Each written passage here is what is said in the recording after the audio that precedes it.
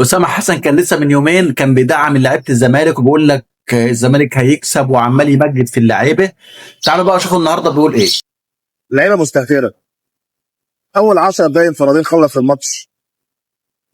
خليتونا قاعدين في الشارع كده ولا حاجه تقرف، وقاعدين كلمتين على بعض.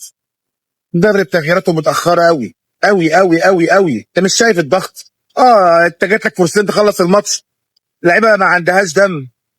لعيبه لو مش بصت بس فوق كده شافت الجمهور بتاعها العظيم ده كانوا اخلاص اكتر من كده. في مستحقات الاداره، ده انا مش وربنا ما اعطاك واحد واحد.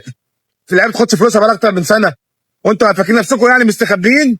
والله العظيم ما هنسيبكم على منظرنا الخرا ده. سهل جدا تكسب، تلعب فريق النادي الاهلي اول 10 دقايق انفراد خلص.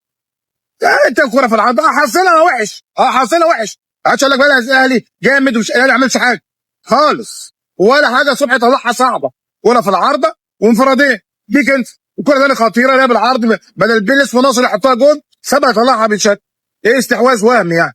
استحواذ وهمي. بس اللعيبه دي بقت تساب على الاستهتار اللي هم فيه. كانت فرصه اول 10 دقائق 2-0، النادي الاهلي نازل لك مش قادر يمشي. اول 10 دقائق كانت فرصه بدل الخرا اللي احنا قاعدين فيه ده والقرف اللي احنا قاعدين فيه ده.